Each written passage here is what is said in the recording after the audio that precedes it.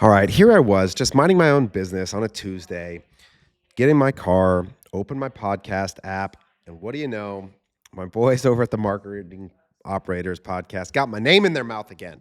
So, what I thought might be fun to do is I'm actually going to watch this live with you guys, and I'm going to react to the content.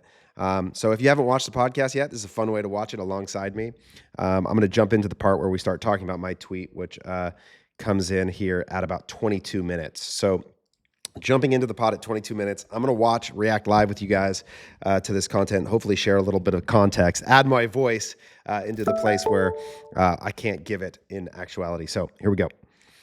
Role of media buying today's org. It was a good conversation last week where you were picking your roles and, you had your creative strategist running the media. Going to play this on a 2.5 speed here for us too, so that we can get through it in a reasonable amount of time. Listening to anybody on 1 speed is nightmare. So we'll go to 2 here together. Here we go. So if that doesn't say how bullish you are on media buying being essentially dead. And my views have changed, so I'm very curious. But I want to start with you. Maybe we'll start up with a tweet. You want to explain, not your tweet, but you want to explain the tweet. Friend of the pod, enemy of the pod, Taylor Holiday, whatever you want to call him. You want to, Levy Taylor, you want to explain his tweet. Beloved friend of the pod, for sure. Yeah, so there's 2 here. I'm sharing my screen now. You have Michael Miraflor. I've never said his last name aloud, but fantastic Twitter follower, for those who don't follow him. Side note, it's so funny that you put out content, and again, you never assume that anybody's reading. So always fun to see this brought up. So appreciate you guys. Talks about strategists who can do work, tacticians that can incorporate strategy. These aren't the same, but either way, the intersection of these 2 things are in short supply. If this is your skill set, you need to scream about it. You'll get paid well for it, freelance or full time. So just talking about this blend of strategy and tactician, or the tactical execution. If you guys don't know Michael, great follow. Deep thinker, kind of sort of a more philosophical point of view. But I think, so that's what caught me part of this about this, is that if Michael, who is very strategy forward, is starting to see that the strategist who can do the work is the key here. And we're going to come back to this later, because I think their first jump is to think about elevating production level people, but I really think this is about a movement in the other direction. This is about people who have elevated their careers into leadership starting to embrace that it's actually your responsibility to start taking on production again. And that's what's being enabled here, more so than you're trying to take production people and make them strategy people. So we're going to come back to that point later around something that these guys talk about. But Michael seeing this is what caught me, because he's very strategy forward and he's recognizing the power of a strategist who can do. So going on. Of these things. Taylor quote tweets, and he says, "We're currently using this exact model of the design of a new role we call quote unquote growth engineer. Growth engineer will combine financial, growth, media, and creative strategy with the ability to execute against the strategy every day. These 2 disciplines won't be separated in the new world. Beginning next year, a single individual will be able to seamlessly deliver the work of what previously took a 4 to 5 person team with technology, systems, AI, all built on a unified data foundation for all parts of the org. These individuals will be able to manage more work at higher levels of quality. Lots more to come about these changes, but Michael's post kind of spurred his thinking on it, or spurred his excitement. Okay, so quick teaser. We are building this.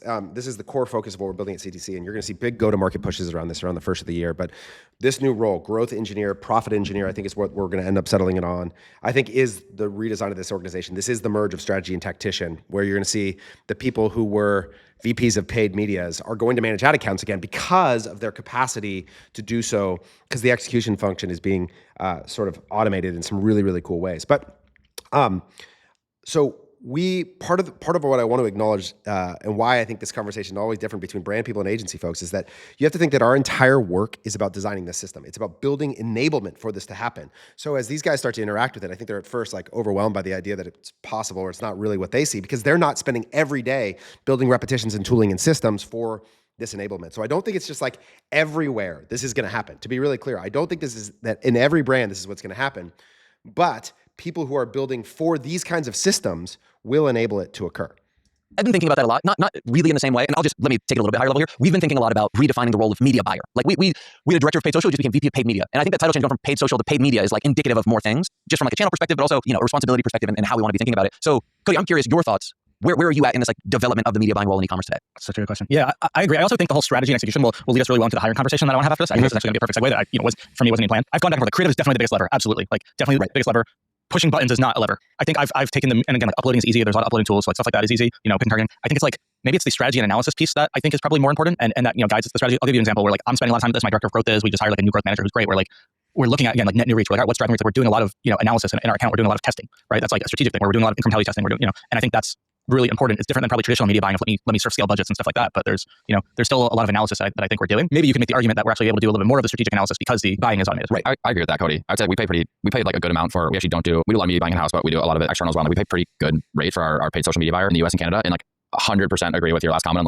I'd say at least half of what we pay him or more is he's really dialed with the data. He can go in the ad account, he can cut it and slice it in a million different ways by audience type, creative in the audience type, Like, where are we serving? How is that changing? Like, it's very detailed reports that really help us understand, like, very granularly what's happening in our media buy or in our ad account. I think that's like a massive value add, and like that is why we paid that person what we pay them. I candidly think Taylor's tweet here is like a little utopian. Like, Okay, so this is my first thing where I'm going to start to call out all the places where people are going to highlight tasks that are being done that I'm just telling you are better done with AI. So a perfect example is a person can go into an ad account, slice data, pull back really great reports, and that's half of what we pay them for. That is like, I think at the absolute quintessential value proposition of what AI could potentially offer is like the ability to query and answer and interact with data at scale instantaneously, way faster than any human could. And to design that not only in a reactive way where you query and ask questions, but also proactively where it's actually providing you insight as it occurs in real time. So one of the limitations of humans I talk about a lot is that we have biological limitations. We have to go to the bathroom, we sleep, we eat lunch. Whereas an AI can monitor data perpetually, so it can watch for any sudden changes and proactively bring alerts to it. So that's one way that this becomes possible is we have to think about the transfer of information from just a pull-based request to where like I have a thing I'd like to understand and know, and I ask somebody and they provide me the information. They're really great at knowing it, which it sounds like the paid social person for xCloud is, which many people are, to like the alternative, which is that there's something monitoring a system all the time and proactively providing information that's important, or even getting to a place where it can act on those things without even needing to provide you the information, because really, what are you going to offer into the analysis at some point? So all of this, I think, is trying to reframe how we interact with the information in this system where why is it necessary for a person to go into Ads Manager, slice and dice the data and provide you reporting? That shouldn't be a thing that a human is required to do. And part of why this gets enabled is because you begin to build layers where there's sort of this like capacity for both push and pull information in real time faster from AI and tooling and automation. One growth engineer taking the role of 4 to 5 people. I don't really agree. I think that growth engineer just sits over those 4 to 5 people. Maybe some of the people do get pulled back, right? Maybe it's like a 3-person team where you used to need 4 or 5. Because I do agree. Okay, to be really clear, a growth engineer does not manage people. So this is, whether you disagree or not, like I am not talking about a person managing people. Like that is not at all what we're trying to enable. We're trying to say the phrase and the word engineer is chosen really specifically. I know we'll sort of get critiqued from a marketing standpoint, but it's just marketing speak. But the idea is the engineer is an operator of a system. They either build systems or they operate systems themselves. They are the doers. And this goes back to the idea that strategy and execution are being brought into one thing. So I am very clearly not talking about a head of growth, this idea that there is a leader or a person. That is not what we're describing in terms of what we're trying to enable. Agree. Like I think technology and process can replace some of these people. I don't think it totally wipes out 4 to 5 people and you have one person doing it. I just think this is like, growth engineer, like VP of marketing, head of growth. I think it's just calling it a different thing. And I think that this is the person that just like sits over the buyer, the strategist, the other parts of the growth marketing team. And yeah, maybe you can lean out a little bit with technology, but I think it's like, I don't think beginning next year, it's like one person, like 4 to 5 people are turning into one. I mean, that's like insane. Okay. So I think it's really important to say like what are we talking about? When I think about the roles that we're describing, traditionally there's this head of growth. There is media buyers in every channel. You have a creative strategist. You might have an email and retention strategist. Those are the things that are collapsing. So you'll even hear it. These guys are already on the path, whether they realize it or not. They're talking about, paid media buyer went from one channel to all the channels. Now, the role that needs the most examination right now, and a lot of these guys might sit in seats close to this. So like, I think that is that it's the head of growth not doing the thing is like, why? What is preventing that from happening? So to be clear, I'm not talking about just a head of marketing, head of growth. I'm talking about a doer, somebody who would actually manage the execution in the channels for social, search, et cetera, as well as what the head of growth function which Cody's going to talk about in a second, which is related to financial forecasting, media allocation, and measurement across, and ensuring that the growth delivery hits target, right? Like, so that's kind of the head of growth function. And then you have execution layers in each of the channels. And I think a lot of that's going away. The funny part about what I've discovered is that the thing that's actually not being taken away was actually where people thought AI would start, which is the production layer. So I actually think the thing that persists for the longest is the people making creative, designing emails and assets. Everyone thought that was going to be the first thing to get obfuscated away. I actually think it's way more around the button pushing and the strategy layer that actually is where AI thrives way more than making images, which everybody is spending a ton of time and energy on because it's so hard. But I actually think that's where a lot of the value accrues in the future, is that piece is actually hard to replace. But head of growth, multiple media buyers, creative strategist, email strategist, that set of things is going to be enabled to be done by much fewer people. Now, we have to be careful to talk about the distinction between a 9-figure organization with 42 markets and things that they're doing versus a $10 million brand. These are very different scopes of work. so I do acknowledge that there is distinction in how many people are required in each place. Yeah. I think he's setting a really high watermark. What I'm interested in is like, where is everybody landing relative to that? Because Connor, do you guys have a media buyer title, or like I guess you said you have a paid social director or something? They are more or less a media buyer. We've never internally had a director of paid social. Like I resonated with your comment about your previous paid social lead, I forget their title, is now VP of paid media. So we've always had it that way. So like we used to have a head of advertising. Now we have a director of paid media. That person has always sat over the entire paid media department and has been responsible for overseeing all of the day-to-day rollout of our advertising spend, making sure we're spending the budget on all of our channels, but we've never had like a director of paid social. So yeah, I guess the person's an external partner, so he doesn't really have like an official title within our org, but like yes, he'd be our, I don't know, paid social lead, or I don't know what he would be exactly if he was internal, but that would be his role. And he would report into, or still does kind of report into, our director of paid media, oversees the entire stack of paid media, which is like a very involved role, overseeing 10 to 15 channels, and then like the people or the agencies buying the media in those channels. It becomes very involved very quickly. And so the paid media lead on your team, sorry, I forgot the title name, but do they oversee creative at all? Are they receiving creative? Are they receiving landing pages and then they're just managing like the spend behind it across all those channels? They are. So our creative strategist lead technically reports directly into me and not into the director of paid media, but they're very involved with creative strategy. They're very, very involved, even more so with landing page roadmap and strategy, and like working with our CRO lead and our web dev team to like produce landers. Their number one responsibility is managing our day-to-day budget, right? Like him and I are like getting in lockstep exactly how much we're going to spend for the entire month, and then daily budgets, and then it's up to him to really manage that spend. So he's also has input into creative strategy and landing page roadmap. It's not his like number one responsibility, but he is very involved. Okay, Cody. And then do you guys have growth titles, or do you have media buying titles? And in your mind, what's the distinction there? Yeah, so we have growth. So our director of growth also oversees retention and ecom, and it's partly by design, right? Partly because she's essentially the strategist, and I think there's a lot of value in having. So there you go. Again, this is already happening. This is the funny thing. It's like not possible. Director of growth oversees retention. Like these things are collapsing into one another, because what we're learning is that the primary job is to deliver on the financial expectation of the organization, and somebody has to be individually accountable to that outcome, and they need purview over all of these things in order to be able to do that. And so these things are already very much on collision courses towards one another. Those things under one. So you don't just have the silos, because what happened before, we had people and they're like, well, we need this landing page, and it just like wasn't as organized. So technically we have landing pages like under ecom and under our growth manager, but because she's overseeing it's all the same, we have creative kind of under it, kind of not, but we'll have creative like strategy under it soon. And then our growth manager is I would say mostly paid social. This is what we talked about during like the recruitment process and things. I think you either have to be just a media buyer across all, just to justify, like totally honestly, to justify somebody's salary, like a high six-figure salary. You have to be media buying across all channels to make it worthwhile, right? That way we can replace a Google agency, stuff like that, if you're just a media buyer, or you have to be doing things non-media buying, which. Okay, there you go. There's another collapse. So to be able to justify the media buying, you have to be able to do all of it.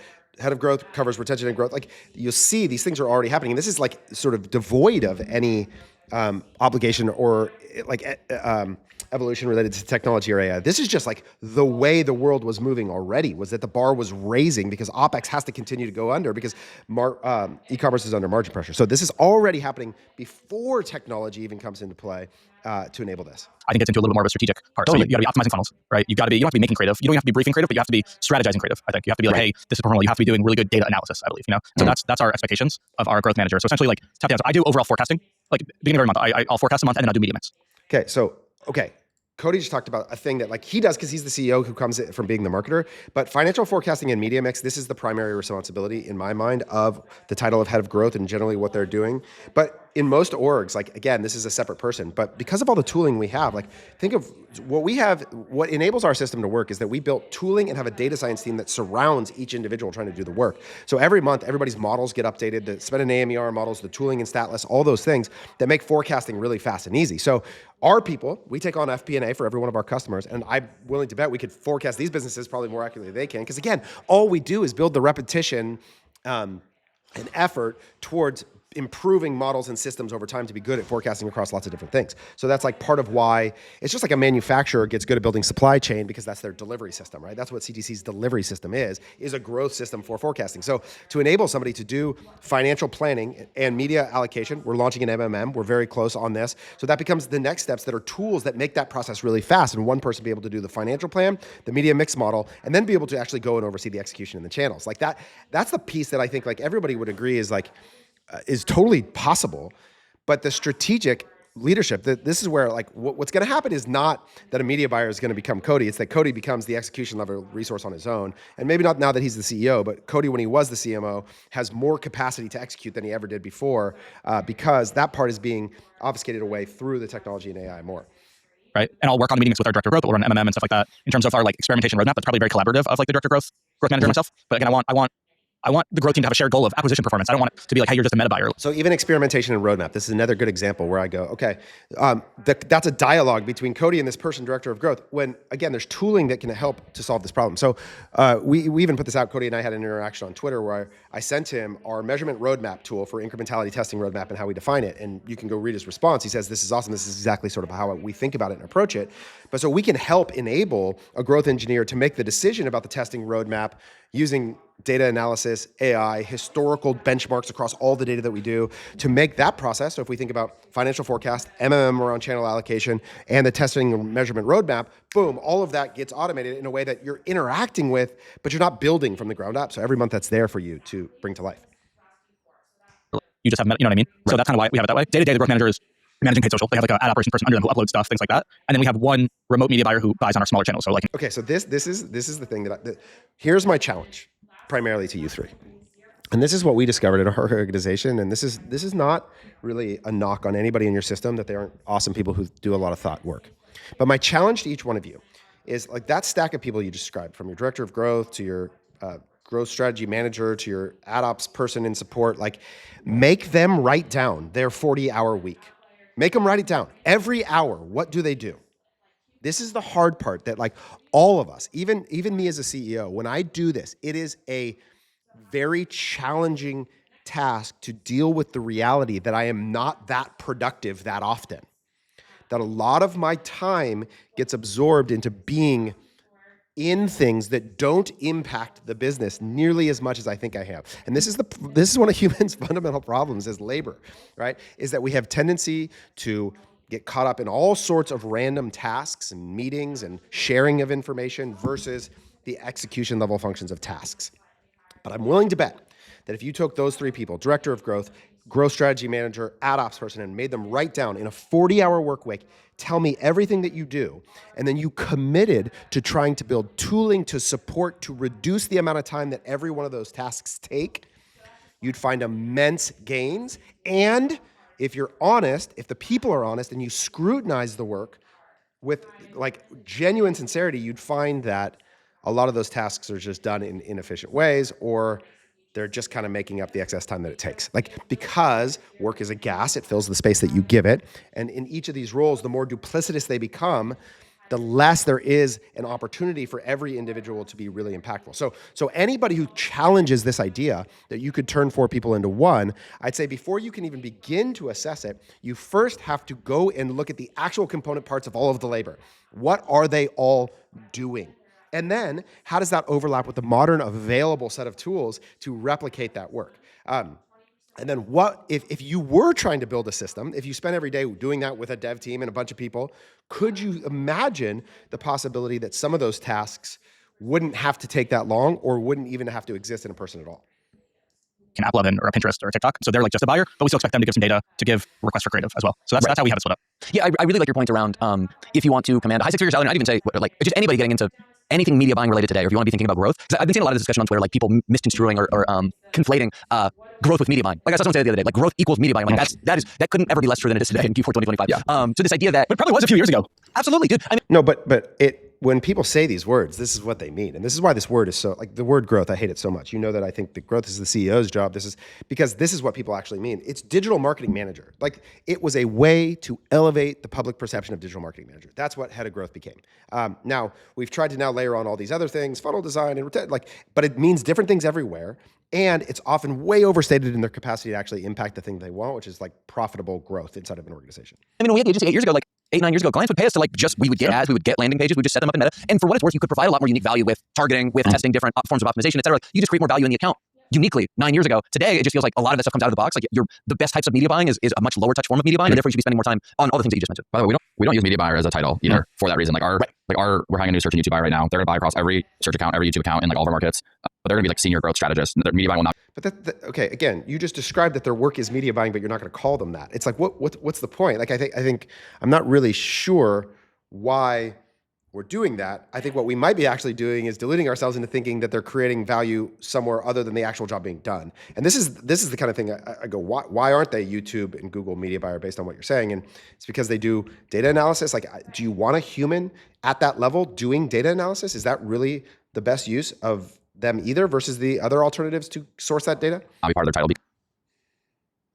because of all the reasons we just mentioned. They are absolutely expected to dial in the creative. Like they got to do all these localization translations for all these markets. Like it's very much at least half their work or more probably happening outside the ad accounts. We very intentionally don't use that title because I don't want to attract someone that only wants to be like just pushing the buttons in the campaign, which we just need to do more than that. I'll hire you to just be a media buyer. I'll pay you $3,000 a month though. Right. It's pretty much like that's essentially the only people we have that just do media buying. Hey, agency owners, if you're out there, this is the rate.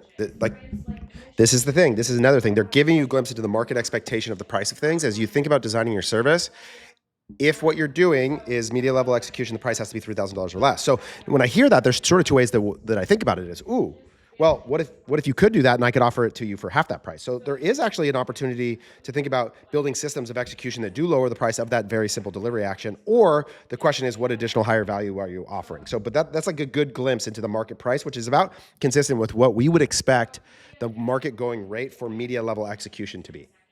Or junior, lower level people. We definitely had that in the past, and we just had to restructure. It just wasn't the right. Well, and sometimes I thought it was crazy. Like, am I expecting too much, right? Like, am I expecting too much of somebody to have the skills for the analytical media buying and the creative? But I'm like, well, I wouldn't hire an email person and like not expect them to actually do our emails. Like no one's just like doing Klaviyo, you know what I mean, and doing analysis. Like they're doing the entire program. Yeah, they don't have to make the emails, but like they are the strategist behind it. Same thing with social. You wouldn't like hire somebody just like post on social and look at data. But for some reason, because there's, Some people do for sure. Organic social. you don't think they're doing the whole channel? Yeah, tons of people do. There are endless roles that are only strategy and only uploading to organic sales. There are so many roles that are in the category of what you just described.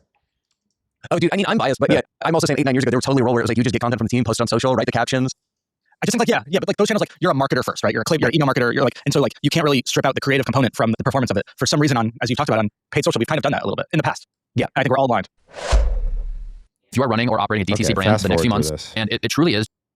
I love that point that you just said, like, you have to be a marketer. I've said that to my team too. I'm like, hey, sometimes it does feel like we're thinking like a media buyer, or you're thinking like someone who just builds segments in Klaviyo or whatever. It's like, okay, you gotta take a step back, you gotta be a marketer first. Let me quickly talk through the ways that the notes that I have for like redefining how I want to think about media buying, and then it just slowly becomes growth at Ridge and see where you guys land. Because I think that there's a lot of parallels with what Taylor said, a lot of parallels with what we've already hit. So I've said many times, our VP of paid media oversees performance creative media buying measurement. So there's like from the jump, like more going on there. Measurement being our experimentation. Okay, so VP of media overseas. Let me see these again. Let me hear those one more time for a minute. So the ways that the notes that I have for like redefining how I want to think about media buying, and then it just slowly becomes growth at Ridge and see where you guys land. Because I think that there's a lot of parallels with what Taylor said, a lot of parallels with what we've already hit. So I've said many times, our VP of paid media oversees performance creative media buying measurement. Okay, performance, creative, media buying, and measurement.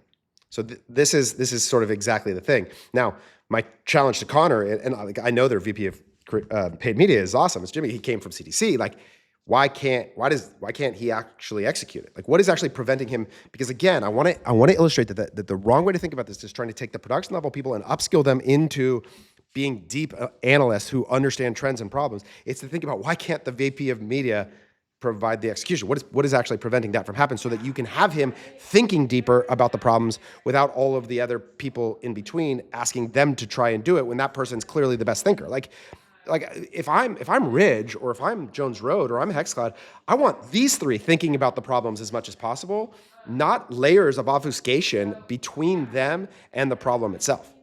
So there's like from the jump, like more going on there. Measurement being our experimentation roadmap, managing house, all those things. Media buying, the standard like setting ads up and spending them across channels. And then performance creative, I think uniquely rolls into paid media, at least in our organization, but that's how we do it. The other two big things, in my opinion, are, and this becomes like the finance piece that Taylor mentioning, but like consistently understanding the objectives of the business, like the different categories within the business, and then reporting on those. So they are, at the end of every week, analyzing on an MER, AMER basis, by category, by market, helping them make better budget allocation decisions, which I think is maybe a new development for the media buying role. And then two, I've got Nick Sharma used this on a podcast I listened to a couple weeks ago called Funnel Diagnostics, which I really like. And I want to just, the finance piece I think is so important. You know that this is our sort of big value proposition in the world, is that we fundamentally believe marketing and finance live together in this way, that this person, this growth engineer, has to be responsible for FP&A, because the revenue expectation of the organization is a function of the marketing efforts. That's what generates the revenue. And so you can't do a revenue forecast without clarity of the marketing actions. Otherwise, you're going to be backing into trying to make up numbers.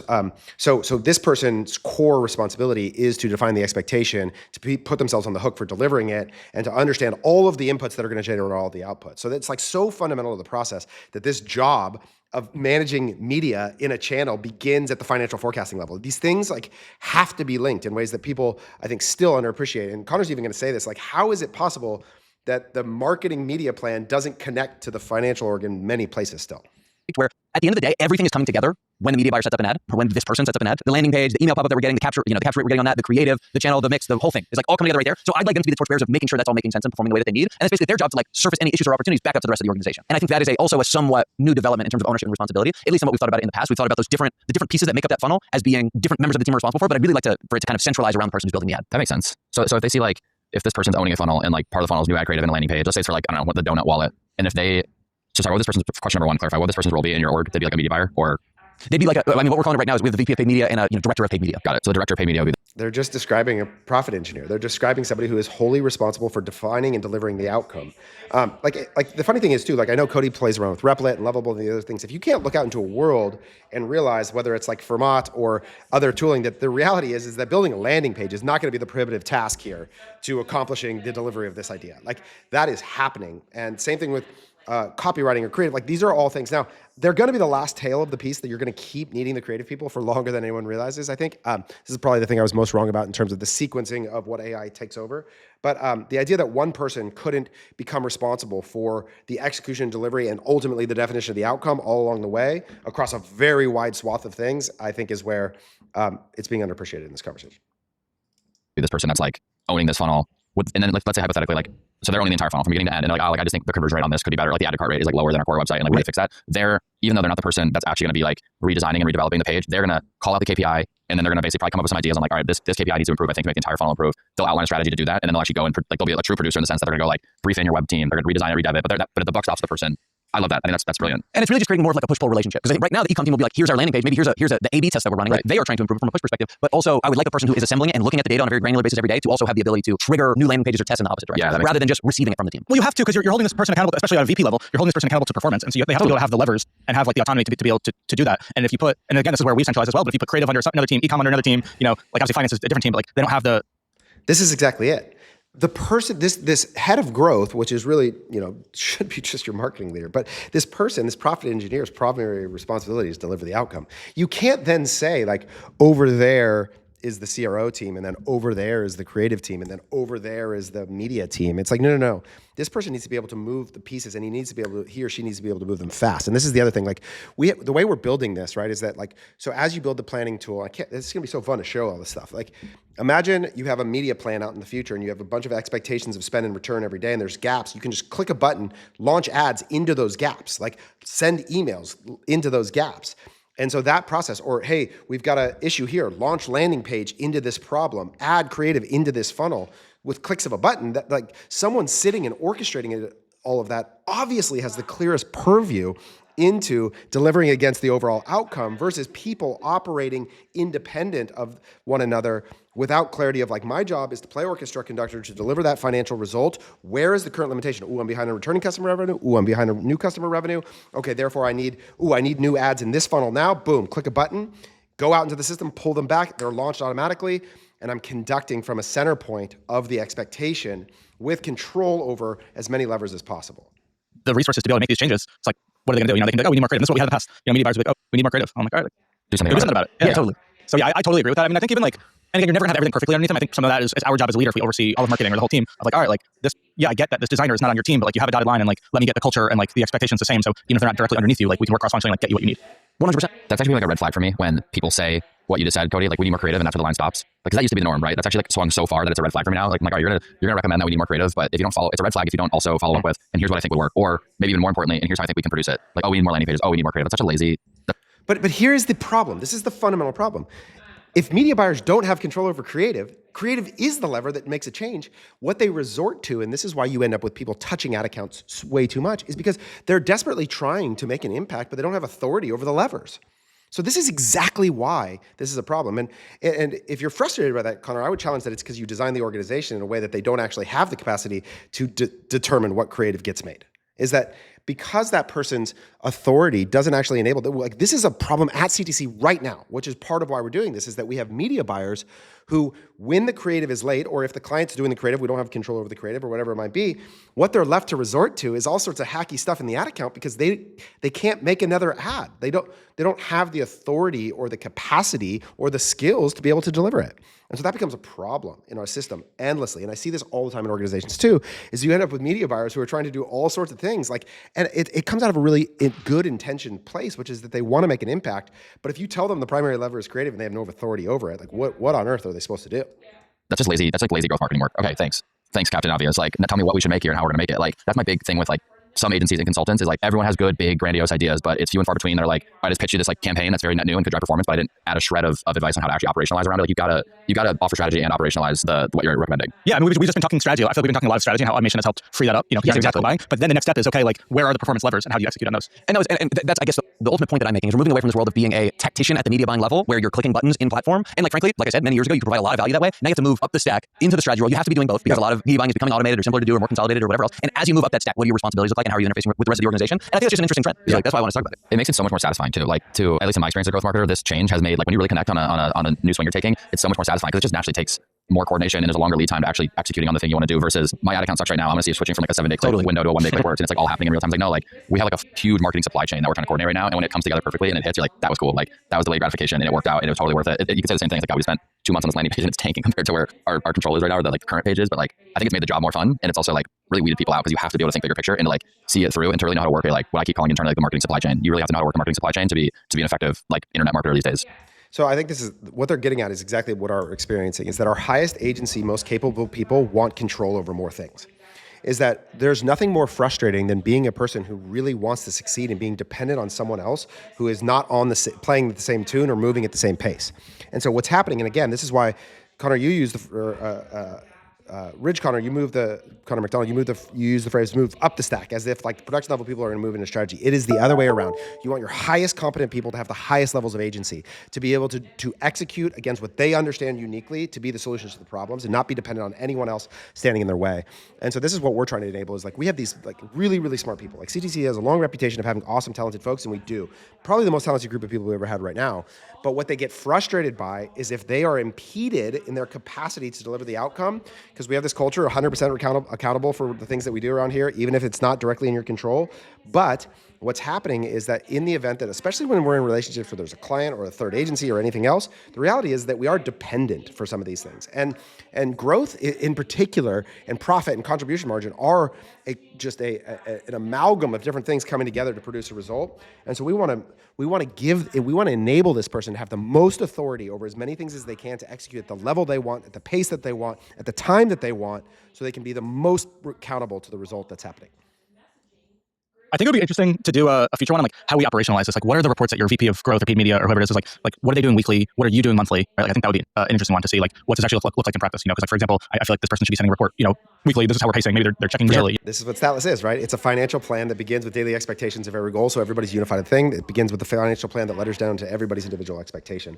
Because this is so right. They're going to get into like data foundation layers here. The reality is that a primary problem in an organization is not just people silos; it's data silos. It's that the cost data, the financial plan, all live in different places. And so there's going to be a huge trend in our industry of the unification, data warehousing. You already hear these guys talking about Ceres Analytics. It's going to keep moving down market too. Because the reality is that you have to see the financial plan to expectation, performance against it across every metric, every individual's responsibility, and then somebody sitting at the center of that going, okay, in order to solve that problem, I will take this action, and off we go. I think that'd be a cool one. And you know, it's okay. So I know we have some questions on hiring we want to hit, but this goes back to Taylor's tweet. What is the phrasing that he uses? You know, it's all built on a unified data foundation.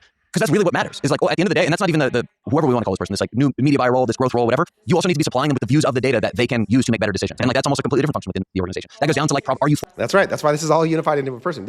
And when we think about this, one of the things, when we think about enabling one person inside of CTC to be able to deliver this role, the key is they are surrounded by a set of organizational functional resources that can't exist in brands. So think about things like data engineers. And think about people developers who work in data integrity and build data warehouses. Think about people who do pixel optimization and signal optimization and feed optimization that surround and support them as tooling across the organization to ensure they have the right data, the data is accurate and correct, and it provides them the best view of what's going on in real time.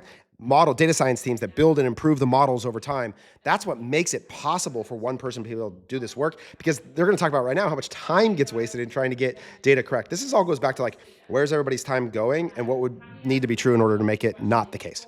Forecasting your business in the same way that you're buying the media or allocating across channels, because it's all super connected.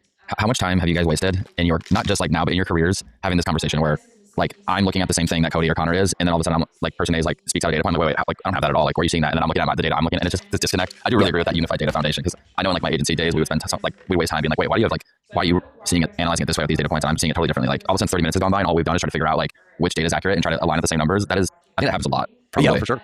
I think we've wasted. We're probably. I'd like to think we're on the lower end. You know, I'm a big proponent of naming conventions. Like, I am OCD about making sure we're all on the same page around like tagging things. But like another thing that I've heard is, you know, I have friends at big multi-nine-figure businesses who will launch new products, and they're like, and they'll be on like, you know, 8-figure run rates or something. I'm like, oh, is that beating like forecast, or are you guys like baking that into the financial? This is another thing that I think where Connor, you're gonna have to undo the obsession with syntax as the mechanism for organization of data. It's a bad way to organize data, I think, especially with ads, because there's visual equity that can sort them in different ways too. That AI, like we're doing this right now with, as an example, product naming conventions. So brands do all sorts of wacky shit with their product names that creates and forks their data around SKUs and sales velocity for individual SKUs, and AI can reconcile all of that really fast. So I think one of the things that's going to happen is that think about just the time around syntax and naming conventions, and what you're really trying to do there is be able to look at products by video, by asset name, by offer type, by whatever it is, but that information is contained in some way in the metadata of the ad, whether it's through the URL, whether it's through the copy, whether it's through the asset image and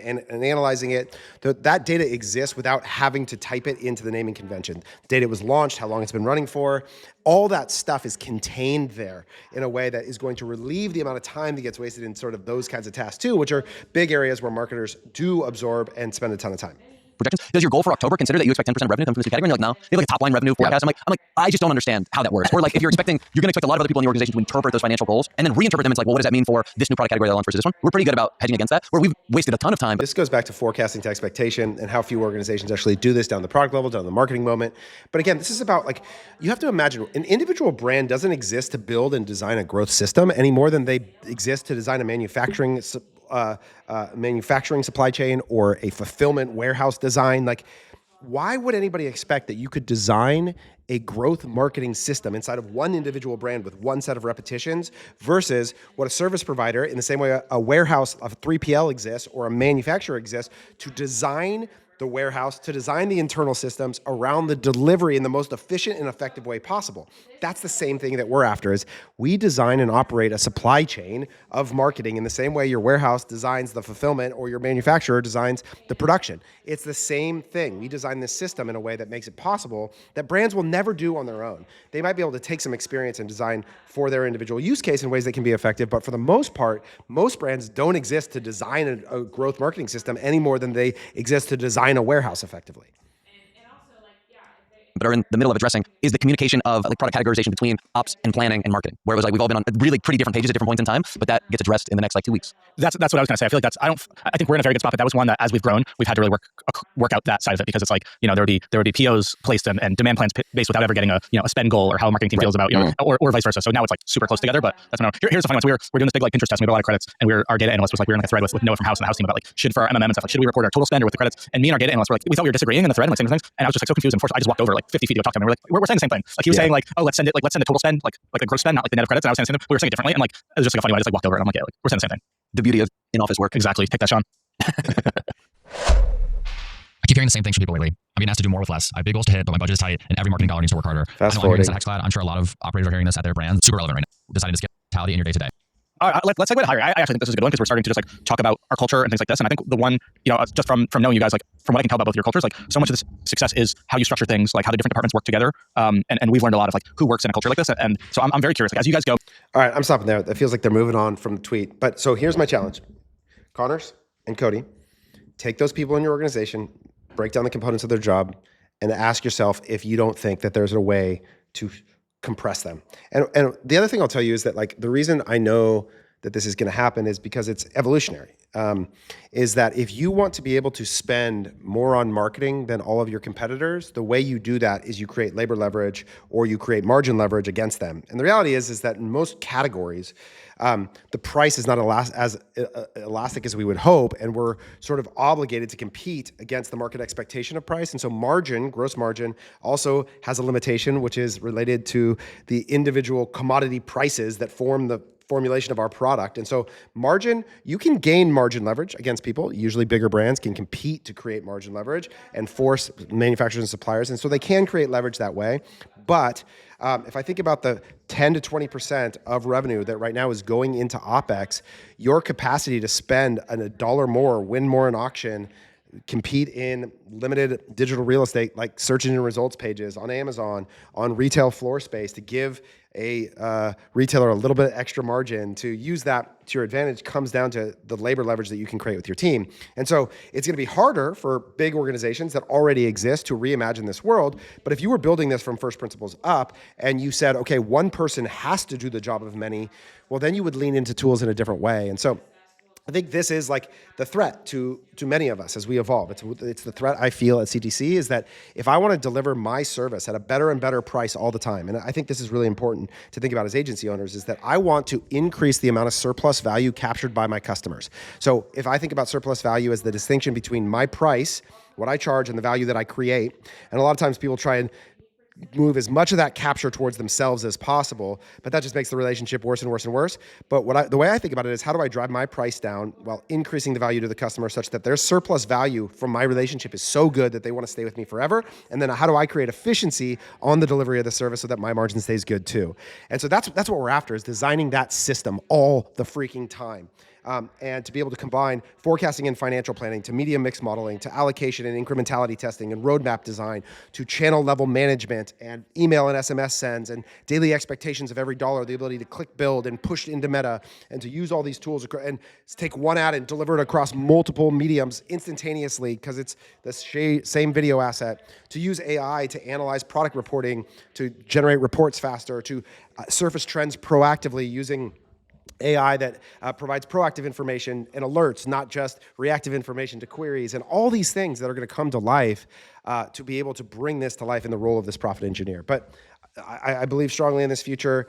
It never comes in exactly the way that you expect, and the tooling is still evolving all the time. But the reality is that there continues to be margin pressure in e-commerce. Labor leverage is going to continue to happen. Just think about just this trend line. The media thing that Cody talked about for $3,000. 2 years ago, there were people charging $100,000 to some brands for that exact function. That's the pressure on the price curve to deliver these functions. And it's all happening in every role. Anybody who's a head of growth, anybody who's a CMO, go back to the Michael Miraflor tweet. What we want is the big brains, and then the execution becomes a part of their extension as they put on the Iron Man suit. This is the metaphor we like to use around here. And they can do more because they are the smartest people with the best ideas that you want executing with as little impediment as possible to the realization of their ideas. So that's what we're after. Guys, let me come on when we get this thing built and show it to you so we can see how real my dream is. But appreciate the chat as always. You guys like this? Should I react to more podcasts? It's kind of fun. I enjoy it. Lets me listen and get some content too.